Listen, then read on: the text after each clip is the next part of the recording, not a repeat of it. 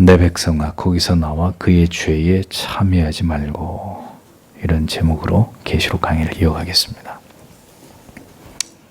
세상과 세상을 지배하던 사탄 마귀의 종말은 하나님의 심판을 통한 철저한 파멸과 멸망이라는 것을 성경은 분명하게 밝히고 있습니다. 인간은 과학과 기술의 발전을 통해서 보다 나은, 점점 더 나은 세상을 기대하지만 죄악된 세상의 끝은 그러한 희망과 달리 결코 화려하고 아름다운 유토피아가 건설되는 것이 아니라 인간이 만든 모든 사상과 철학과 물질과 문명들이 완전히 다 파괴되어 버리고 악의 모든 그 사악한 정체가 폭로되어서 스스로 분열하고 자멸의 길을 가게 되는 것으로 끝이 나게 된다고 성경은 말씀하고 있습니다. 어떤 영원한 것도 이 세상에는 존재하지 않고 세상은 무한히 발전과 번영을 통해서 끊임없이 진화해 나아가는 것이 결코 아니라 결국 어느 순간인가 하나님의 지엄하신 심판을 통해 모두 멸망의 잿더미로 화하게 된다고 성경의 진리는 우리에게 이것을 분명히 일러주고 있습니다. 그것이 인류의 눈에 보이는 세상의 종말이라는 것이죠. 인간의 기술이 이토록 발전했어도 여러분 지금 전 세계에 불어닥친 이 재앙 같은 현실을 한번 보십시오. 여전히 전염병을 극복하지 못해서 세상은 혼란에 빠져 있고 세계 도처에서 재해와 재난이 발생하고 있으며 환경은 더 급격히 파괴되고 있고 사람들이 살아가는 세상에서는 점점 자유를 잃어버린 채로 통제 사회로 전환이 되고 있는 것을 느낄 수 있습니다. 모든 것이 더 나아지고 있는 것이 아니라 큰 혼란과 혼돈과 무질서 속으로 급격히 휩쓸려 가고 있는 것을 볼 수 있습니다. 그것이 바로 하나님을 버린 세상이 보여주고 있는 부정할 수 없는 종말의 모습이라는 것을 우리는 분명히 알 수 있어야 합니다. 이는 성경이 분명하게 모든 시대의 성도와 교회에게 예언하고 있었던 사실입니다. 성도는 그런 세상에서 하나님의 영광을 위해 구별된 삶을 살아가며 자신에게 주어진 일에 최선을 다하는 성실하고 정직한 삶을 살아가되 언제나 세상과의 이별이 준비된 신앙으로 유한한 물질을 사랑하는 것이 아니라 영원한 나라와 그 가치를 소망하게 해주시는 진리를 사랑하면서 세상에 대해서 초연한 삶을 살아가는 자들이 되어야 한다는 것을 우리는 잊어서는 안 됩니다. 돈을 사랑함이 일만하게 뿌리가 됨을 알아서 하나님께서 우리에게 주시는 일용할 양식으로 우리의 필요를 채우시는 것을 감사하면서 다가오고 있는 너무나 분명한 하나님의 나라를 궁극적으로 소망하고 바라보는 그런 삶을 성도는 살아가야 한다는 것입니다. 세상에 자칫 한눈을 팔고 그 화려하고 아름다운 것에 매료되면 가장 소중한 것을 잃어버린 채로 무가치한 육적인 삶을 살아갈 수 있다는 것을 언제나 기억해야 합니다. 돈과 물질과 자신의 이름을 드러내고자 하는 그릇된 공명심의 유혹을 우습게 여기는 그리스도인인 만큼 어리석은 자들은 없는 것입니다. 그 가공할 세상의 유혹의 힘을 과소평가하는 자치고 그 유혹에서 능히 벗어난 자가 누가 있었습니까? 그 누구도 우리 안에서 일어나는 탐욕과 정욕과 명예욕을 제어할 수 있는 사람은 존재하지 않습니다. 주의 은혜로 날마다 우리의 영혼에 재갈을 먹이지 않으면 모두가 다 예외 없이 넘어지게 될 뿐이라는 것이죠. 스스로 큰 소리치고 장담하는 그 사람부터 그 유혹에서 결코 자유롭지 못하게 될 것입니다. 모두가 하나님의 심판을 피할 수 없게 됩니다. 세상에 살아가되 세상을 사랑하지 않고 오직 하나님만을 경외하고 사랑하지 않은 모든 자들은 때가 되면 세상과 함께 반드시 멸망에 이르게 됩니다. 하나님께서 인정하시는 믿음이 아니라면, 하나님과 더불어 세상을 여전히 사랑하는 자라면 세상을 사랑하는 그 마음을 하나님께서 그에게서 거두어 가시기 위해서 특별한 권한과 시련으로 그를 연단하시는 일들을 그가 경험하게 되든지, 만약에 그가 하나님의 사람이 아니라면 더욱 세상을 사랑하도록 하나님이 그를 내버려 두셔서 결국 세상으로 나아가도록 하나님이 방치하시게 될 것입니다. 그러므로 그가 어떻게 살아가는가를 보면 이 세상에서 어떻게 살아가는지 그 내용을 가만히 지켜보게 되면 그가 누구인지, 그가 어디에 속한 자인지를 어렵지 않게 알 수 있는 것입니다. 그것이 다 드러나게 돼 있다는 것이죠. 17장에서는 큰 넘녀 바벨론의 정체에 대해서 이것을 전반적으로 폭로하고 있고, 18장으로 넘어가면 바벨론의 멸망의 원인과 과정, 그리고 그 결과에 대해서 기록하고 있는 것을 보게 됩니다. 이제 요한은 이 바벨론의 멸망에 대한 환상을 보고 있습니다. 큰 성 바벨론은 묵시록이 기록될 당시에는 하나님을 대적하고 그리스도와 복음을 멸시하던 로마를 상징했습니다. 그러나 실제로 바벨론은 요한의 시대보다 600여 년 전에 메소포타미아에 위치했던 신바벨로니아 제국의 수도였습니다. 바벨론은 느부갓네살 2세 때 가장 큰 번영과 영광을 누리게 됩니다. 주변의 나라들을 차례로 정복하고 그 나라들의 모든 재화와 보물들을 강탈해서 그것으로 바벨론을 더 화려하고 웅장하고 아름답게 만들어 나아갔습니다. 뿐만 아니라 바벨론이 정복한 나라들에게서 뛰어난 인재들을 다 불러 모아서 그들을 통해 이 바벨론의 물질과 문명을 더욱 발전시켜 나아간 것을 보게 됩니다. 그래서 바로 그 당시에 바벨론의 포로로 끌려갔던 자들이 다니엘과 바로 세 친구라는 것을 성경이 우리에게 보여주고 있죠. 느부갓네살 왕이 그의 왕비를 위해서 만든 공중정원은 세계 7대 불가사의 중에 하나입니다. 그만큼 당시에 바벨론의 그 문명이라고 하는 것, 바벨론의 건축 기술이라고 하는 것은 당대 최고의 수준을 자랑하는 것이었단 말이죠. 그러니까 사치와 부요함과 향락으로 넘쳐나던 그런 도시가 바로 바벨론이었다는 거죠. 그러나 그뿐만이 아니라 역사상 가장 타락한 국가고 도시였던 곳이 또한 바벨론이었습니다. 그래서 악한 세상을 가리키는 대명사로 성경은 언제나 바벨론을 상징적으로 그렇게 칭했던 것을 성경은 보여줍니다. 궁극에 결국 멸망으로 끝이 나게 될 이 세상을 상징하는 대표적인 나라로 성경은 항상 바벨론을 예를 들었단 말입니다. 성경 속에서 언제나 이스라엘 백성들을 징계하는 도구로 하나님께서는 아수르나 바벨론이나 페르시아 같은 나라들을 사용하셨는데, 이러한 악의 제국들은 이스라엘을 징계하는 도구로 때때로 쓰임을 받았고, 그렇게 쓰임을 받고 난 이후에는 하나님의 백성들에 대해서 그들이 보여주었던 그 잔인함과 포악함으로 인해서 결국 하나님이 그 나라들을 철저하게 심판하시고 그들을 망하게 하신 이런 역사들을 성경을 통해서 우리는 보게 됩니다. 묵시록 속에서는 이 바벨론을 다시 멸망이 다가오고 있는 세상에 빗대어서 상징적으로 바벨론을 그렇게 사용하고 있는 것을 보여주는데, 자, 이 큰 성 바벨론이 이제 어떻게 하나님의 심판을 통해서 멸망의 길로 접어들었는지를 오늘의 성경은 우리에게 소상히 그것을 보여주고 있는 것입니다. 1절에서 2절을 보십시오. 이 일들 후에 나는 큰 권세를 가지고 하늘에서 내려오는 다른 천사를 보았다. 땅이 그의 영광으로 환해졌다. 그가 힘찬 소리로 외치며 말하였다. 무너졌다, 무너졌다. 큰 바벨론이요, 귀신들의 거주지와 각종 더러운 영의 소굴과 각종 더러운 새들의 소굴과 각종 더럽고 불쾌한 짐승의 소굴이 되었다. 원문을 직역하면 이런 의미가 됩니다. 자, 하늘로부터 임한 천사에게서 영광의 광채가 나고 있다라는 것은 그가 거룩하시고 영광스러우신 하나님께로부터 신적인 사명을 받아서 보내심을 입었다는 것을 암시하는 것입니다.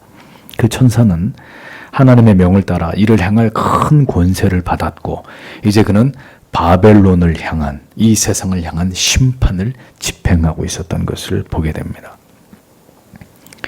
역사적으로 바벨론이라는 나라가 실제로 망하게 되는 것은 이사야 21장 9절의 말씀처럼 이미 이루어진 사실입니다. 마병대가 쌍쌍이 오나이다. 그가 대답하여 가라사대 함락되었다. 함락되었다. 바벨론이요. 그 신들의 조각한 형상이 다 부서져 땅에 떨어졌도다 하시도다. 이렇게 기록되어 있습니다. 그러니까 이 말씀은 바벨론의 멸망을 예언하는 말씀임과 동시에 이 세상에 대한 궁극의 하나님의 심판과 종말을 의미하는 말씀이기도 합니다.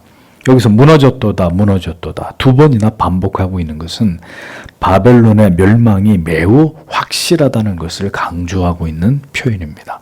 그러니까 반드시 기필코 완전히 무너질 것이라고 성경은 바벨론의 멸망을, 이 세상의 그 최후의 멸망을 매우 힘주어서 강조하고 있는 것을 볼 수 있습니다.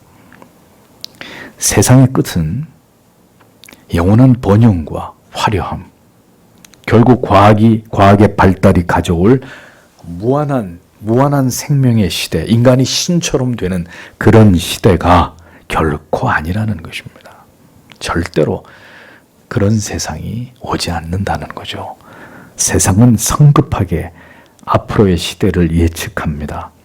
인간의 수명이 비약적으로 늘어나고 4차 산업혁명 시대를 통해서 인류는 다시 한번 놀라운 삶의 패러다임의 변화를 경험하게 될 것이라고 그렇게 장밋빛 미래를 낙관합니다. 결국 코로나 같은 전염병으로 인해서 메타버스의 시대가 훨씬 더 앞당겨질 것이다. 많은 사회학자들은 그것을 입을 모아 예견합니다. 과연 그러한 세상이 인간이 신과 같아지는, 신처럼 되는 그런 시대가 열리겠느냐? 성경은 이에 대해서 단호하게 인류의 미래는 하나님의 지엄하신 심판이며 그 결과는 멸망뿐이라고 일갈하고 있습니다. 큰 성 바벨론, 끊임없이 하나님을 대적하고 그 진리를 비웃고 성도를 유혹하고 교회를 핍박해온 이 세상이 이제 그 최후의 멸망에 이르게 되었을 때 어떤 모습을 띠게 되느냐? 성경은 이것을 이렇게 얘기합니다. 귀신의 처소와 각종 더러운 영에 모이는 것과 각종 더럽고 가증한 새에 모이는 곳이 되었다. 이렇게 기록합니다. 세상이 멸망을 향해 가고 있을 때 세상은 점점 더 흉악해져 가고 모든 사탄과 귀신이 역사하는 곳으로 바뀌게 된다는 것을 우리는 기억해야 합니다. 온통 이게 사탄 마귀의 역사라고 밖에는 여겨지지 않는 이런 일들이 범사회적으로, 범국가적으로 일어나게 된다는 것입니다.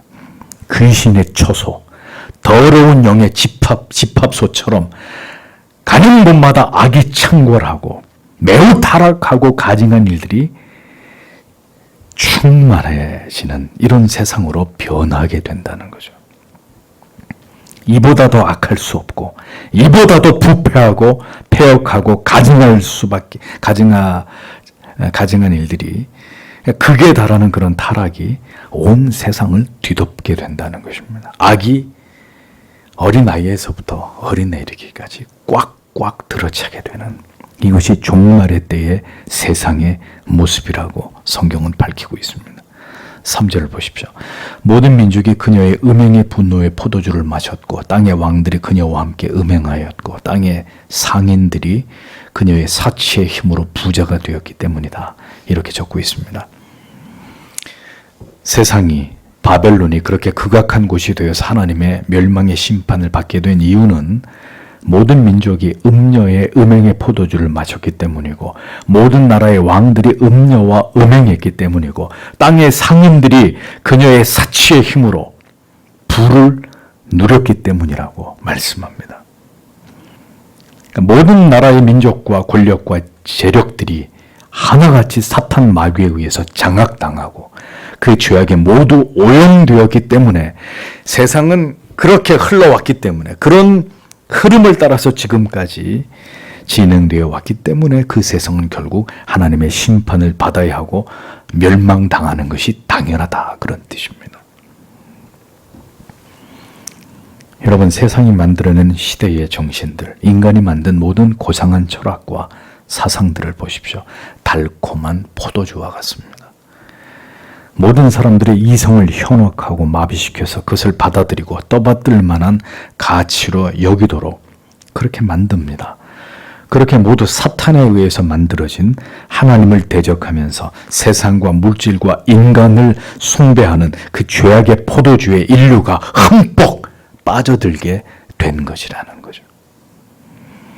이 땅의 권세자들과 사탄 마귀가 함께 손을 잡고 그래서 하나님을 대적하면서 성도와 교회를 박해하는 일을 세상에서 그런 일들이 멈춰지지 않고 진행되어 왔었고, 또 만몬의 영을 받은 세상의 부를 장악한 자들,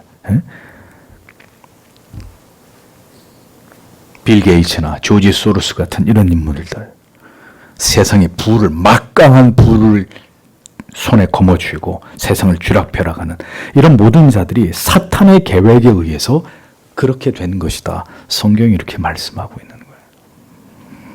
세상의 임금, 공중의 모든 권세를 잡은 사탄 마귀는 자기의 말을 잘 따르는 충실한 권력자들, 독재자들과 세상의 나라들, 세상의 돈을 움직이는 재계의 거물들에게 그들이 그런 것들을 얻을 수 있는 권세를 부여해서 그들이 이 세상을 지배하고 사탄의 뜻대로 움직이도록 배후에서 그 모든 것들을 역사했다는 사실을 성경은 폭로하고 있는 것입니다. 그렇게 사탄 마귀는 이 세상에서 나라와 민족과 권력을 가진 자들과 돈을 움직이는 자들을 동원해서 하나님을 대적하는 영적 간음을, 음행을 저지르게 만들어 왔다는 것입니다. 하나님을 배신하고 충실하게 세상을 사랑하도록 만드는 것이 바로 사탄의 일이고, 그 일에 동원이 된 것이 세상의 나라와 민족과 정치적 권력과 돈의 위력을 가진 자들임을 성경은 이토록 분명하게 밝히고 있는 것입니다. 그런데도 그리스도인들이 이 세상을 살아가면서 권력을 지향하고 인본주의적인 이념에 집착하고 돈과 물질에 현혹이 되어서 혈안이 되어 살아간다면 그가 진정으로 구원받은 하나님의 자녀이냐, 이 부분을 의심하지 않을 수 없게 되는 것입니다. 세상을 지배하는 것이 무엇입니까? 돈과 권력입니다. 그래서 세상 사람들을 보십시오. 수단과 방법을 가리지 않고 돈을 끌어모으고 권력을 잃어버리지 않기 위해서 온갖 수단과 방법을 동원해서 그 권력을 지키기 위해서 안간 힘을 다 쓰지 않습니까?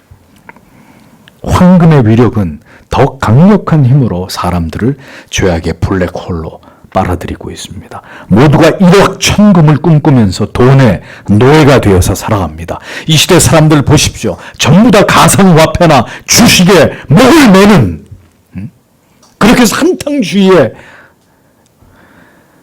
뭔가 자신들의 이룰 수 없는 꿈을 이루어보기 위해서 혈안이 되어 있는 것을 우리가 보지 않습니까? 그러다 쪽박을 차고 길거리에 나앉고 자살을 하고 가정이 깨어지고 이런 일들이 지금 일어나지 않습니까?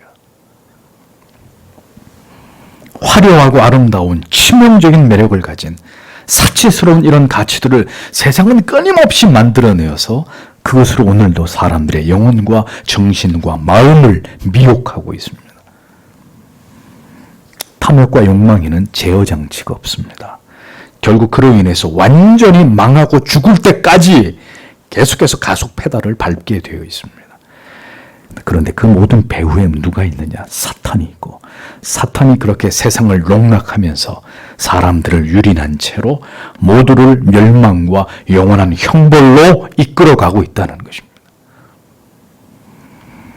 불을 쫓아가 기어이 불꽃에 뛰어드는 불나방처럼 그렇게 세상에서 보다 화려하고 윤택한 삶을 살아가는 일에 집착하게 만들어서 결국은 영혼을 잃어버리게 만드는 일에 세상과 세상을 움직이는 사탄 마귀는 부지런히 오늘도 그렇게 사람들을 미혹에 빠뜨리는 일에 최선을 다하고 있습니다. 쉬지 않고 그 일을 지속하고 있습니다.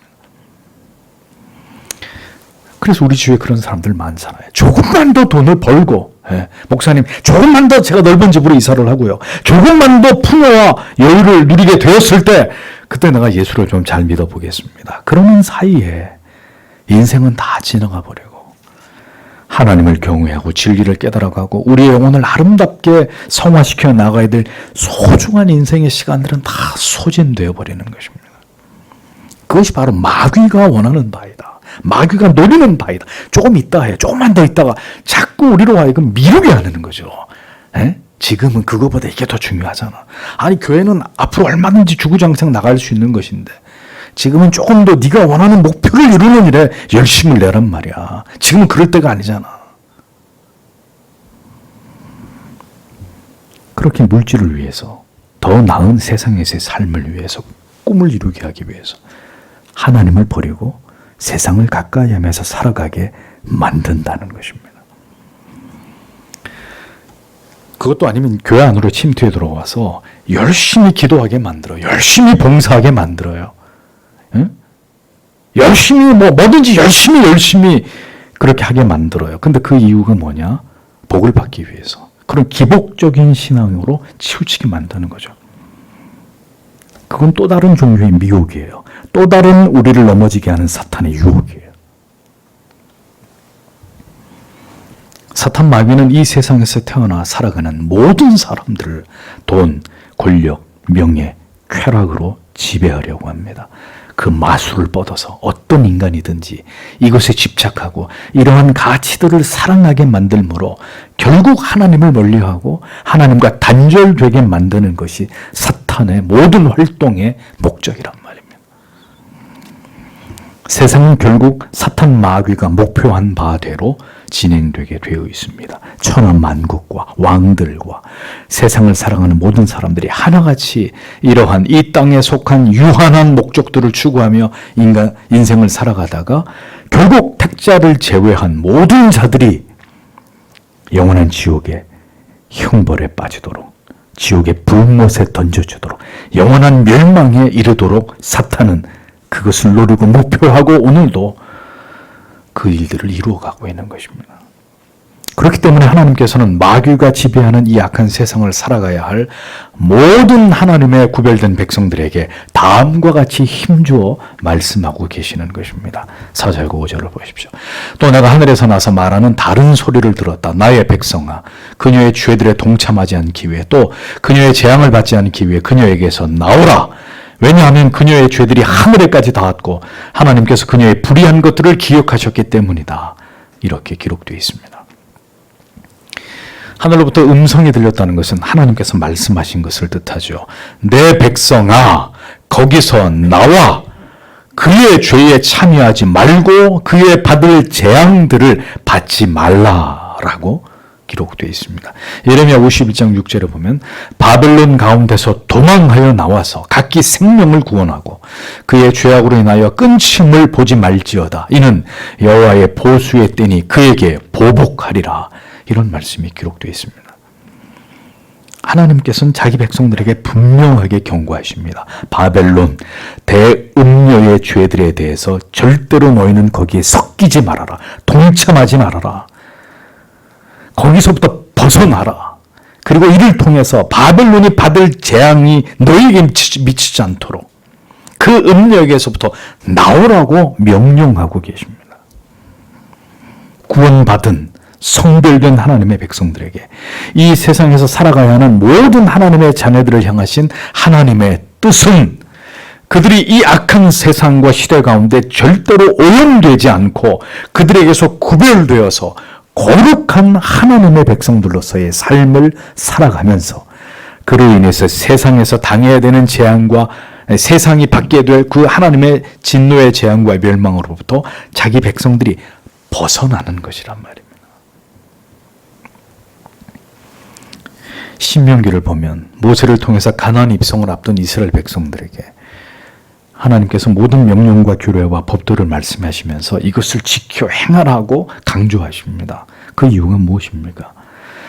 결코 너희가 가나안에 들어와서 그 가나안 사람들이 짓는 그 죄에, 그 죄악의 문화에 물들지 말고 성별된 하나님의 백성들로 가나안에 들어가서도 너희는 구별된 삶을 살아야 된다. 하나님이 그걸 원하고 계셨단 말입니다. 가나안 땅에서 살아가되 가나안인들이 가졌던 그 모든 죄에 대해서는 절대로 물들지 않기를 하나님이 그들에게 원하셨단 말입니다. 그렇게 하면, 그렇게 명령과 규례와 계명을 지켜 행하면 너희가 무엇을 하든지 복을 주겠다. 너희가 어디에 있든지, 들에 있든지, 산에 있든지, 들어가든지 나오든지 어디 있든지 내가 너희에게 복을 줄 것이다. 이걸 약속하고 계시잖아. 세상에서 복과 형통을 만드는 것은 너희가 아니라 너희는 내 계명을 따라 구별된 삶을 살고 너희에게 필요한 모든 것은 내가 너희들에게 공급해 주는 것이라고. 이 원리를 성경은 분명하게 말씀하고 있는 거예요. 우리는 잘 되는 게 목적이 아니란 말입니다. 바르게 사느냐 그렇지 않느냐가 목적이라고요. 우리가 거룩하고 순결하게 사느냐, 그런 방법으로 돈을 버느냐, 그런 방법으로 공부를 하느냐, 사업을 하느냐, 이게 우리의 관건이에요. 그렇게 해서 잘 되느냐 못 되느냐는 우리의 문제가 아니라고. 그건 하나님이 하실 문제예요. 그런데 이스라엘 백성들은 어떻게 했습니까? 이 하나님의 간절한 바람을 외면하고 급격히 가나안의 죄악에 빠져들게 되고, 그렇게 하나님을 멸시하고 가나안의 화려하고 아름다움을 택하고 자기들에게 번영과 풍요를 가져다 줄 가나안 원주민들의 그 우상을 숭배하면서 음행을 일삼았죠. 그 결과가 무엇이었습니까? 멸망이었습니다. 성경은 어디에도 세상과 성도가, 교회가 좋은 관계를 유지하면서 잘 지내야 될 것을 우리에게 말씀하고 있지 않습니다. 여러분, 집이 불이 나가지고 불이 활활 타고 있단 말이죠. 좀 있으면 어떻게 돼요? 집이 무너지겠죠. 자, 그걸 알면 불이 난 집에서 어떻게 해야 돼요? 그냥 가만히 있으면 돼요? 되겠어요? 불이 하고 소리를 치면서 얼른 그 집에서 탈출을 해야죠. 성도가 이 세상이 그런 곳이, 이 세상의 최후가 그렇다는 것을 안다면 언제든 이 죄악된 세상을 떠나서 영원한 나라에 들어가기 위한 궁극의 그 준비를 철저히 하는 자들이 되어야 하지 않겠습니까? 세상을 포기하고 불성실하고 게으르게 염세적인 태도로 이렇게 살아가라는 그런 뜻이 아닙니다. 그리스도인은 어디서든지 빛과 소금된 사명을 가지고 성실하게 정직하게 법이 없어도 잘 살 수 있는 사람들처럼 정직하게 최선을 다해서 진실된 삶을 살아가야 합니다. 그렇게 하되 언제든 이 죄악된 세상을 떠나 영원한 나라에 들어갈 준비가 되어 있어야 한다는 겁니다. 성도에게 그것보다 더 중요한 가치는 없다는 거예요. 성도는 어떤 경우도 세상에 속하거나 세상과 타협하거나 세상의 우상을 숭배하거나 세상과 벗이 되어서 동화되는 자들이 되어서는 안 됩니다. 성도는 세상이 주는 달콤한 모든 유혹들로부터 언제나 자신을 지켜야 합니다. 돈이 절대로 나쁜 것이 아니지만 돈을 사랑하는 것은 일만 악의 뿌리가 되는 것입니다. 불을 가까이 하면 화상을 입는 것은 피할 수 없는 일이듯이 돈에 집착하다 보면 누구나가 다 탐욕의 불에 데이기 마련이란 말이에요. 결국 모든 것이 불타 없어지게 되는 하나님의 진노와 심판의 결과를 피할 수 없게 되는 것입니다. 돈은 자체 성도의 거룩한 정체성을 잃어버리게 만드는 무기가 될 수 있습니다. 물질의 탐욕에서 벗어나기까지 그래서 상당한 고통의 대가를 하나님께로부터 지불해야 되는 이런 시간들을 신자가 이 세상에서 지나갈 수도 있단 말입니다. 돈에 집착하다가는, 돈을 사랑하다가는. 하나님은 분명히 그 백성들에게 그 중에서 나오라고 명령하셨습니다. 그 모든 죄악에서 자신의 영혼과 몸을 지킬 것을 명령하셨습니다. 이사야 52장 11절에도 말씀하시기를 너희는 떠날지어다 거기서 나오고 부정한 것을 만지지 말지어다 그 가운데서 나올지어다 여호와의 기구를 매는 자여 스스로 정결케 할지어다 라고 말씀했습니다. 세상은, 사탄 마귀는 모든 방법을 강구해서 성도와 교회로 하여금 그 거룩한 정체성을 잃어버리게 하기 위해 총력을 기울입니다. 결국 세상에게, 우상에게, 물질에게 절을 하고 타협하면서 세상에서 살아가기 위해 신앙과 양심과 진리를 버리고 하나님의 말씀을 저버리게 만듭니다. 결국은 어느 순간인가 성도 여러분, 경제적인 문제 때문에 목숨을 위협하고 겁박하는 것으로 세상에게 굴복하게 만든다고요. 그러니까 그렇게 해서 많은 허울뿐인 그리스도인들이 세상에 굴복하게 될 것이고, 그러나 끝까지 세상에 굴하지 않고 신앙의 양심을, 복음의 진리를 지키는 자들은 이제 세상으로부터 가혹한 대가를 치르게 되는 그런 날이 올 것입니다. 악은 모든 모양이라도 버리라고 하나님은 말씀하셨습니다. 그러나 세상은 결국 그렇게 세상과 분리되고자 하는, 세상 사람들처럼 살아가지 않고자 하는 하나님의 백성들을 절대로 좋아하지 않습니다. 그들에게 갈채를 보내지 않는다고요. 여러분, 다니엘과 세 친구들이 왜 고통과 시련의 대가를 지불해야 했습니까? 다른 이유 하나도 없어요. 왕이 주는 것을 먹지 않고 거절하고 자기들 뜻대로, 그들이 하나님 앞에 뜻을 세웠기 때문에 핍박을 받는 거예요. 뜻을 세우지 않고 다른 사람하고 똑같이 같이 그냥 어울려서 그렇게 살면 그들이 구태여 그런 핍박을, 그런 괴로움과 고통을 당할 이유가 없었습니다. 그러나 그들은 뜻을 세워서 하나님을 신앙했단 말입니다. 그것이 그들이 그러한 처참한 고통을 겪어야만 했던 원인이었단 말이죠. 우리는 더욱 하나님을 신앙하고 하나님을 경외하고 사랑함으로 우리 자신의 영혼을 지키기 위해서 최선을 다해야 합니다. 하나님을 사랑하든지 세상을 사랑하든지 언제나 그 선택의 기로에서 우리에게 영원한 생명을 주시는, 우리를 살게 하기도 하시고 죽게 하기도 하시는 하나님을 택하는 자들이 되어야 하는 것입니다. 하나님을 선택하는 길, 그것은 세상으로부터 멀어지고 세상에서 분리되는 길입니다. 세상에 살되 세상을 사랑하지 않고 오직 하나님을 사랑하는 영혼을, 그 마음을 배양하고 그것을 가능케 하시는 것이 오직 은혜임을 알아서 언제나 주의 은혜를, 그 은혜의 방편을 간절히 사모하는 자들이 되어야 한다는 거죠. 지금 교회와 성도는 유물론과 물질 숭배 사상, 배금주의의 늪에 깊이 빠져 있습니다. 지금처럼 교회와 성도가 세상과 유착되어 있고 그로부터 벗어나지 못하면 이제 함께 모든 것을 잃어버리게 되고 세상과 함께 공멸을 피할 수 없게 되는 것입니다. 여러분들에게 다소간 물질이 있다고 해서 그 물질을 여러분 마음대로 사용해서는 안 되는 것입니다.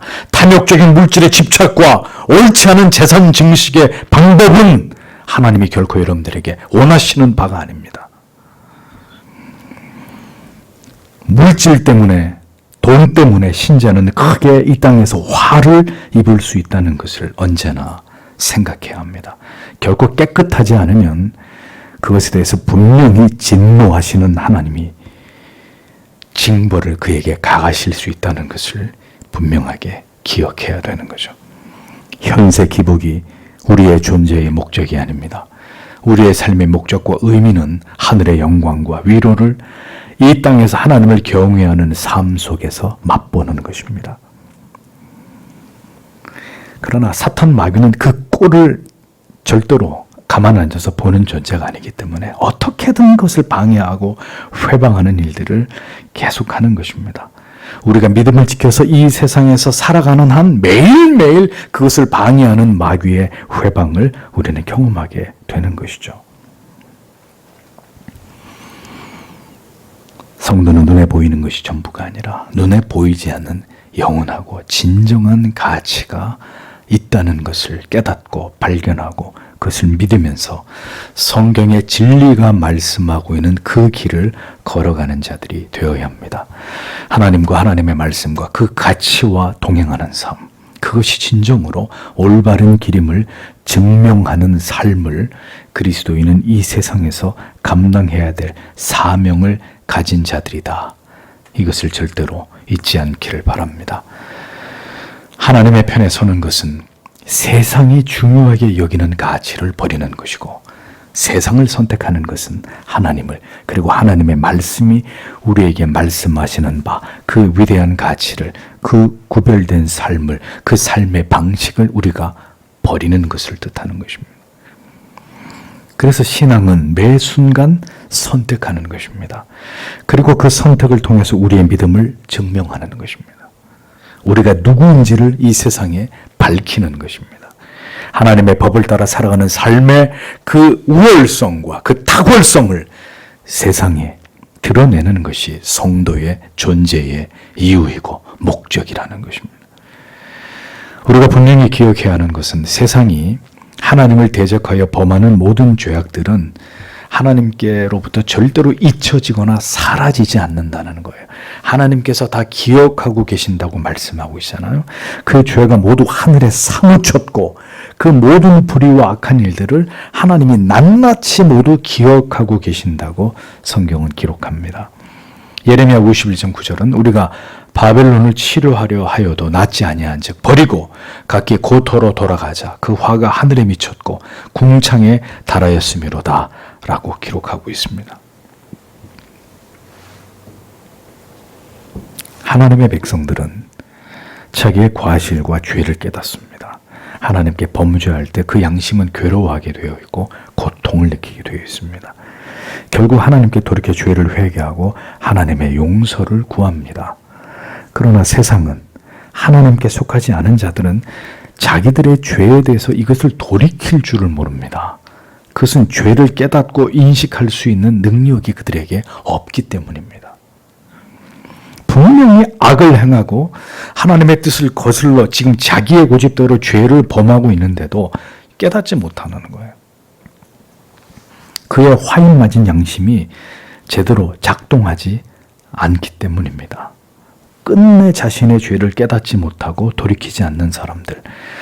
그래서 하나님 앞에 그 죄가 겹겹이 쌓여가고 그 악이 하나님께 사무치게 된 자들. 그런 자들이 바로 세상에 속한 자들로 세상과 함께 멸망에 처하게 될 그런 자들이라는 것입니다. 하나님의 사람들은 하나님을, 그 불꽃 같으신 그분의 시선을 두려워합니다.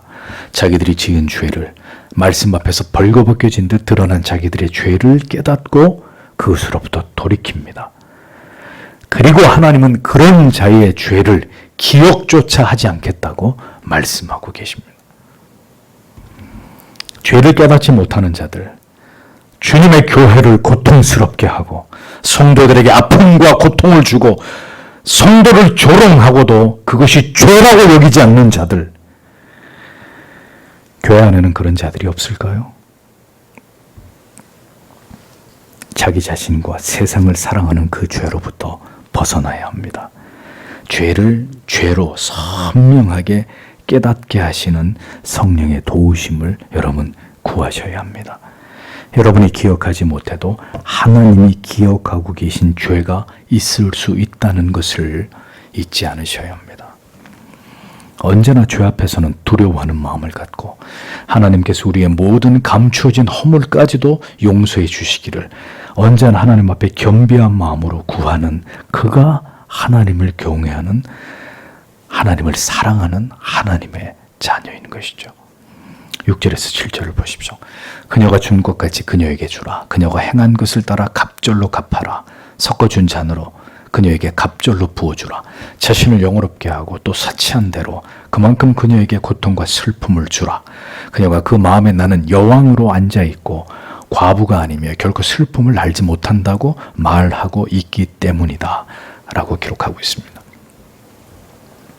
계속해서 바벨론에 대한 하나님의 심판을 기록하며 바벨론이 왜 멸망당해야만 되는지를 설명하고 있습니다. 악한 바벨론이, 이 세상이 받게 될 심판은 이 세상이 하나님 앞에서 행한 바대로, 그 죄악과 범죄한 대로, 혹은 그 갑절로, 즉 하나님의 완전하고도 강력한 보응이 그들이 받을 재앙과 징벌로 분명히 그들에게 이루어지게 된다고 성경이 말씀합니다. 더럽고 추악한 죄악의 그 모든 행위대로 하나님을 멸시하고 진리를 거부한 채로 자기를 숭배하고 사탄의 조종대로 이 세상에서 하나님을 향해 행한 그 모든 패역과 강팍과 음란의 죄악 그대로 그들에게 자비 없는 하나님의 징벌이 임하게 될 것이라고 성경은 기록합니다. 세상과 세상에 속한 사탄 마귀의 온갖 의도대로 이 세상을 살아간 자들의 최후는 이처럼 하나님의 심판과 징벌입니다.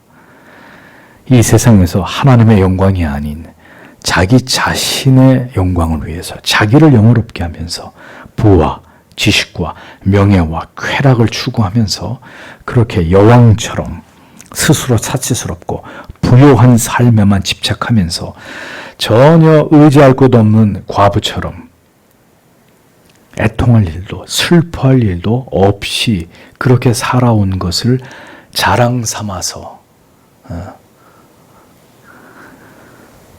그렇게 떠벌리는 모든 자들, 세상에서 삶의 목적이 오직 잘 먹고 잘 입고 걱정과 근심 없이 행복하게 잘 사는 것만을 추구한 자들의 최후는 그렇게 세상에서 헛된 것을 추구하고 그것을 누리는 것을 전부라 여기며 살아온 것만큼 이제 하나님께서 그 모든 것을 그들에게 고통과 애통으로 되갚아 주시게 될 것이라고 성경은 말씀하고 있는 것입니다. 그래서 하나님을 경외하지 않는 자의 형통은 멸망의 전주국이라고 우찌무라 간조가 그렇게 얘기하지 않았습니까? 세상은 바로 세상을 사랑하는 자들에게 오늘도 이러한 모든 것들을 그들에게 다 줄 수 있다고 장담합니다. 수단과 방법을 가리지 않고 성공과 행복을 위해 노력한 자들에게 영광과 부와 명예와 행복을 모두 얻게 해줄 것이라고 오늘도 큰 소리로 세상은 세상에서 살아가는 모든 인간들에게 그것을 진리처럼 외치고 있습니다. 하나님을 버리고 내 자신의 행복과 성공을 위해서 최선을 다하기만 하면 반드시 세상에서 행복한 그가 원하는 삶을 얻을 수 있게 만들어주겠다고 세상은 오늘도 큰 소리를 치는 것입니다. 그래서 이러한 세상의 속임수에 넘어가 자기의 부와 자기의 지식만을 의지해서 이 땅에서 사치와 향락을 추구하는 데 인생을 모두 낭비한 사람들, 그렇게 세상이 주는 유혹의 미끼들을 물고 그것에 집착하면서 그저 아무런 어려움이나 근심이나 걱정 없이 인생을 살아가고자 하는 세상에 속한 모든 자들은 이제 하나님의 때가 이를 때 세상과 함께 그 견디기 힘든 죄악의 대가를 지불하게 될 것이라는 것입니다. 그러나 하나님을 알지 못하는 자들의 삶은 그와 다릅니다. 그들의 삶의 목적은 무엇입니까? 이 화려하고 아름다운 세상에서 누리고 갖고 싶은 것을 다 얻는 그런 것이 아닙니다. 하고 싶은 일을 다 하고 가고 싶은 것을 다 가고 먹고 싶은 것을 다 먹으면서 입고 싶은 것을 다 입고 살고 싶은 경치 좋고 아름다운 곳에서 살아가는 그것이 결코 하나님을 아는 자들의 목적이 그들의 궁극의 삶의 이유가 될 수 없는 것입니다. 하나님을 알지 못하는 자들은 전혀 고난과 시련과 핍박과 고통과 거리가 먼 삶을 원합니다. 그저 평안하게 안락하게 아무런 걱정 근심 없이 세상에서 원하는 모든 것들을 다 이루면서 행복하게 그렇게 살아가는 것이 그들의 존재의 이유와 목적입니다. 그러나 여러분, 그리스도인의 삶은 하나님께 영광을 돌리고 그를 영원토록 즐거워하는 것에 있습니다.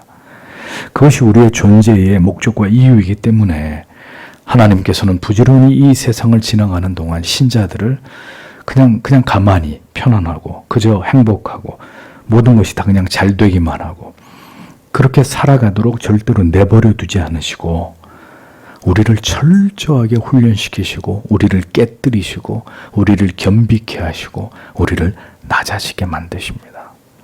오직 그렇게 하나님만을 사랑하고 경외하고 하나님의 은혜만을 의지하여 그리스도만을 바라보며 살아가도록, 그렇게 하지 않으면 안 되도록 우리의 인생을 다듬어 가신단 말입니다. 그래서 이 세상을 지나가는 동안에 성도의 삶은 때때로 고난이 있고 시련이 있고 낙심될 일들이 생겨나고, 때로는 질병의 고통으로 혹은 여러 실패와 좌절을 맛보는 일들을 인생 속에서 경험하게 되는 것입니다. 다시 말씀드리지만 우리가 사는 목적은 내 자신을 영화롭게 하고 사치스럽게 하고 즐겁고 행복하게만, 아무런 걱정과 근심 없이 재밌고 즐겁게만 인생을 살아가게 하는 것이 아닙니다. 그것이 하나님을 알지 못하는 이 큰 바벨론에 속한 자들과 영원한 참 이스라엘, 하나님의 나라에 속한 자들의 차이점이라는 거죠. 그렇게 세상에서 덧없이 인간의 행복만을 위해 살아가던 자들에게 마침내 하나님의 심판이 임하게 될 때 이제 어떤 일들이 일어나게 되느냐, 8절이 그것을 이야기합니다. 이 때문에 그녀의 재앙들, 즉 죽음과 슬픔과 굶주림이 하루 만에 닥칠 것이다. 불로 태워질 것이다. 그녀를 심판하시는 주 하나님께서 강하시기 때문이다. 이렇게 적고 있습니다. 하나님의 존재하심을, 그분의 통치와 섭리를 거부하고 멸시하면서 제 멋대로 인생을 세상에서 허비한 자들의 그 결과는 피할 수 없는 재앙을 예기치 않은 순간에 하나님께로부터 그가 받게 되는 것입니다. 하루 동안에 재앙들이 닥칠 수 있다고 말씀했습니다. 순식간에 동시다발적으로 모든 것을 파괴시키고 잃어버리게 만드는 두려운 재앙이 마침내 그에게 이르게 된다고 말씀합니다. 그 재앙은 돌연 사망과 그리고 애통과 흉년입니다. 모든 것이 불에 태워지는 것입니다. 바벨론이 자랑하던, 이 세상이 그토록 하나님을 멸시하고 그 심판하심을 조롱하던 결과로 이제 그들은 돌연 죽음과 애통과 물질적인 몰락과 모든 것이 초토화되어 버리는 완전한 멸망을 그 벌로 받게 된다고 말씀합니다. 어느 날 죽을 수 있다는 거죠. 전혀 예기치 못한 어느 날 황망하게 이 세상을 떠나게 되는 일이 일어난단 말입니다. 하나님을 멸시하고 진리를 비우던 자들은 그렇게 아무것도 준비되지 않은 순간에 인생의 마지막을 맞이하게 되고, 지금도 그런 일들이 일어나고 있고 앞으로도, 그리고 궁극의 심판의 날에도 그러한 하나님의 징벌을 그들이 피할 수 없게 된다는 것입니다. 생각지 않은 때에 여러분의 생명이, 여러분이 사랑하는 사람들의 생명이 고두어질 수 있습니다. 자식이 되었든 부모가 되었든 배우자가 되었든 그들이 어느 날 하나님 앞에 부름을 받을 수 있는 거예요. 가슴이 찢어지는 슬픔이 태산처럼 우리에게 덮치게 될 것이고, 견디기 힘든 슬픔과 괴로움은 차라리 죽는 것이 그보다 더 나을 만큼 고통스럽게 우리에게 임하게 될 것입니다. 모든 것을 다 잃어버리게 됩니다. 마실 물도 먹을 식량도 다 소멸돼 버리고 생계의 고통을 맛보게 되는 참담한 일들이 일어나게 된다는 것입니다. 여러분, 얼마나 더 큰 경고들을 보아야 우리의 마음이 하나님에 대해서, 종말에 대한 두려움과 경각심을 갖게 될까요? 지금도 온 세상이 재난으로, 재난의 현장으로, 불에 타 죽는 사람, 물에 빠져 죽는 사람,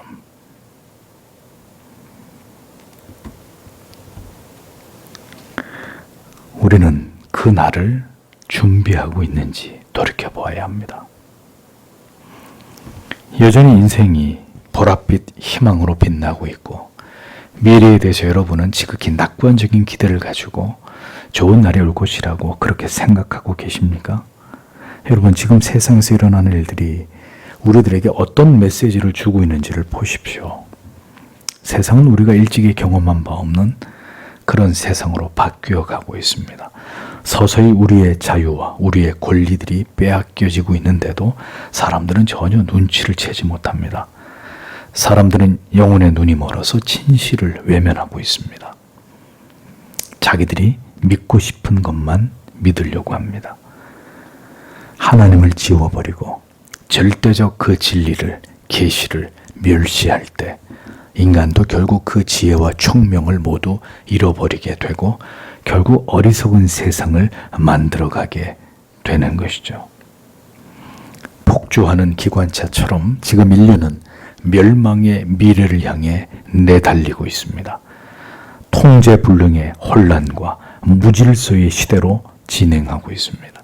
누구도 이 문제를, 이 지구촌에서 일어나고 있는 재앙 같은 이 문제를 해결할 수 없습니다.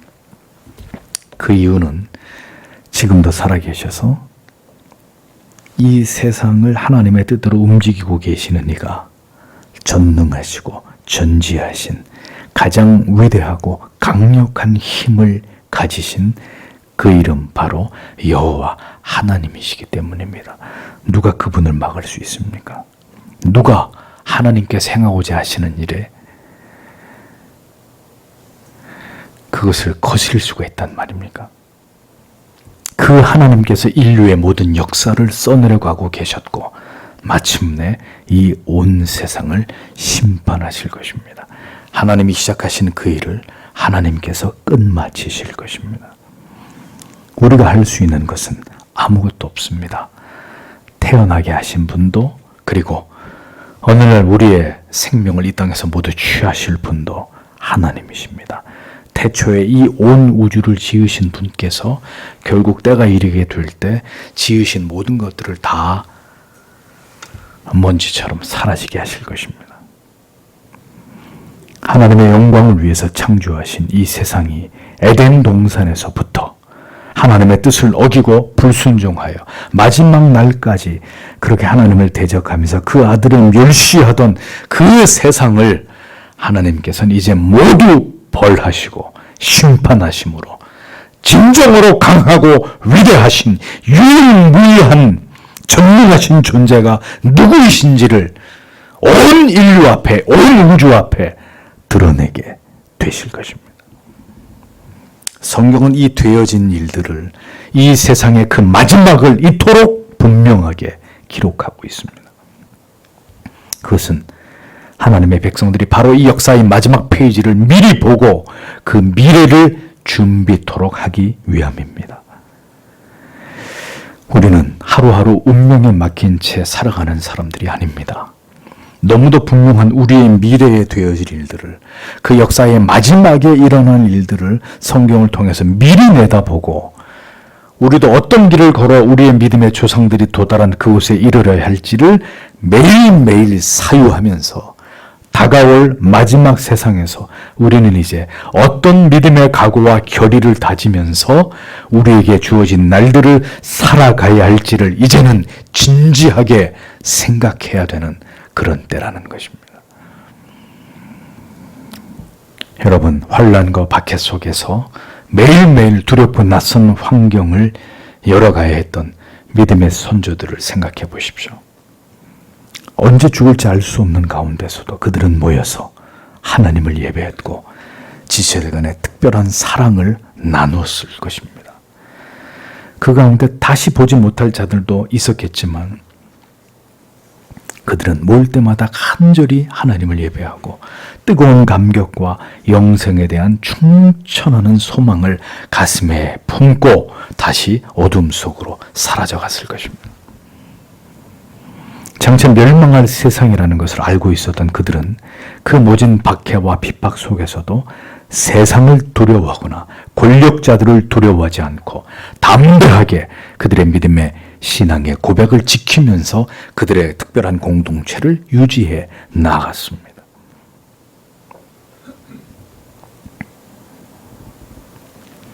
이제 그들이 살았던 세상과 동일한 세상에서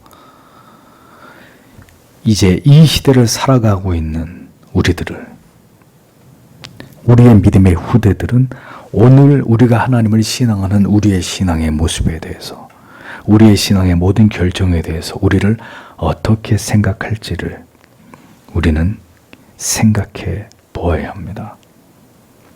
오늘 우리가 하나님을 신앙하던 이 모든 내용들을 우리의 후손들은 우리에 대해서 어떻게 평가할까?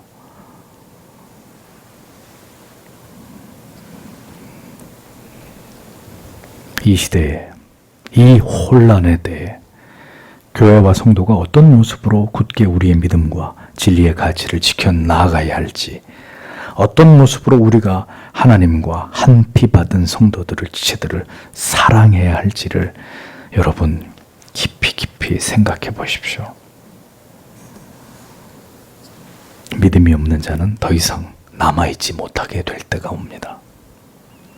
내세에 대한 확고한 믿음과 그 소망이 없는 자는 더 이상 같이 갈 수 없는, 더 이상 함께 그 믿음의 길을 같이 경주해 나갈 수 없는 시대가 곧 올 것입니다.